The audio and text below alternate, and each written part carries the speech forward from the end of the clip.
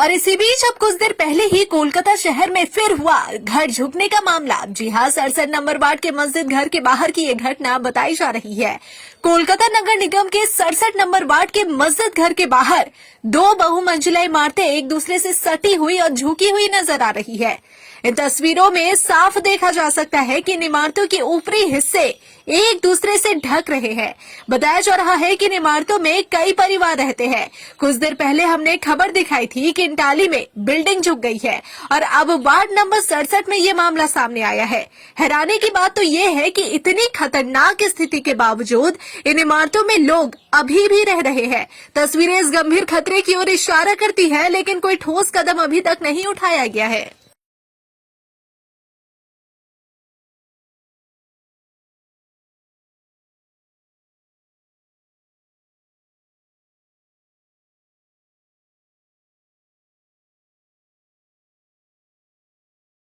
और इसी बीच अब कुछ देर पहले ही कोलकाता शहर में फिर हुआ घर झुकने का मामला। जी हां, 67 नंबर वार्ड के मस्जिद घर के बाहर की ये घटना बताई जा रही है।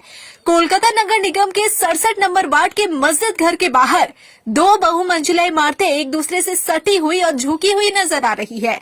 इन तस्वीरों में साफ देखा जा सकता है कि इन इमारतों के ऊपरी हिस्से एक दूसरे से ढक रहे हैं।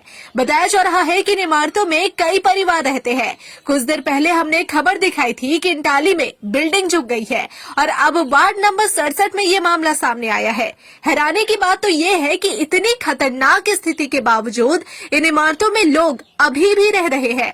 तस्वीरें इस गंभीर खतरे की ओर इशारा करती है, लेकिन कोई ठोस कदम अभी तक नहीं उठाया गया है।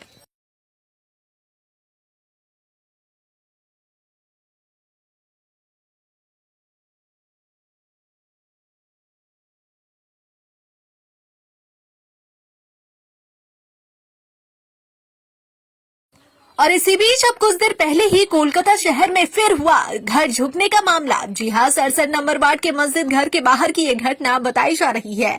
कोलकाता नगर निगम के 67 नंबर वार्ड के मस्जिद घर के बाहर दो बहुमंजिला इमारतें एक दूसरे से सटी हुई और झुकी हुई नजर आ रही है। इन तस्वीरों में साफ देखा जा सकता है कि इन इमारतों के ऊपरी हिस्से एक दूसरे से ढक रहे हैं। बताया जा रहा है कि इन इमारतों में कई परिवार रहते हैं।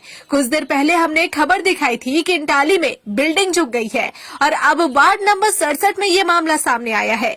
हैरानी की बात तो ये है कि इतनी खतरनाक स्थिति के बावजूद इन इमारतों में लोग अभी भी रह रहे हैं। तस्वीरें इस गंभीर खतरे की ओर इशारा करती है, लेकिन कोई ठोस कदम अभी तक नहीं उठाया गया है।